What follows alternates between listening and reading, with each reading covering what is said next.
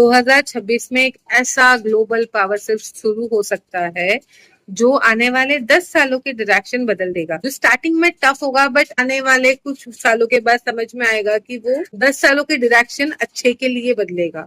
मैंने पिछले कुछ हफ्तों में और महीनों में ऐसी प्रिडिक्शंस डाली और उसके बाद काफी बड़े एस्ट्रोलॉजिस्ट और जियोपॉलिटिकल प्रिडिक्शन भी देखी। उससे मुझे एक एनर्जी पैटर्न ना सब में बार बार ऑब्जर्व करके दिख रहा है कि कई चीजें कॉमन है और उसमें सबसे बड़ी बात है मिडल ईस्ट की tension. Iran, America, China, BRICS, oil routes और करेंसी सिस्टम सब कुछ अनयूजुअली कनेक्टेड फील हो रहा है। मुझे लगातार एक एनर्जी भी दिखाई दे रही है कि आने वाले समय में सिर्फ बॉर्डर पर नहीं होगी war, economy, internet, AI, currency और रिसोर्सेज पर भी होगी। और सबसे डेंजरस चीज, लोग फिजिकली सेफ दिखेंगे लेकिन मेंटली एग्जॉस्टेड। और 2026-27 में job instability, financial anxiety, sudden market shift बहुत लोगों की रियलिटी बन सकते हैं। लेकिन इसी बीच इंडिया ग्लोबली स्ट्रॉन्गर, बहुत ही ज्यादा स्ट्रॉन्गर पोजीशन में भी जाता दिखाई देगा। मैन्युफैक्चरिंग, टेक्नोलॉजी, डिफेंस और स्पिरिचुअल इन्फ्लुएंस, चारों चीजों में इंडिया राइज करेगा। तमिलनाडु में विजय जी की पॉलिटिकल एनर्जी अभी खत्म नहीं हुई,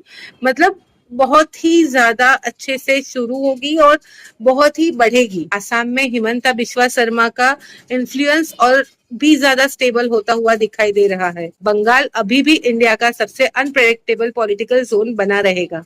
लेकिन एक प्रिडिक्शन सबसे ज्यादा स्ट्रांग महसूस होती है कि 2026 में लोगों का ट्रस्ट सिस्टम से हटकर इंडिविजुअल वॉइसेस पर जाने लगेगा। ट्रेडिशनल मीडिया से ज्यादा इंडिपेंडेंट क्रिएटर्स, स्पिरिचुअल स्पीकर्स और ऑल्टरनेटिव थिंकर्स इन्फ्लुएंस करेंगे, क्योंकि कलेक्टिव कॉन्शियसनेस चेंज हो रही है। और जब कॉन्शियसनेस बदलती है तो पॉलिटिक्स, इकोनॉमी, रिलेशनशिप सबका स्ट्रक्चर बदलने लगता है। लेकिन याद रखना, फियर कंज्यूम करने वाले लोग टूटेंगे और अवेयरनेस बिल्ड करने वाले लोग समय में आगे लीड करेंगे।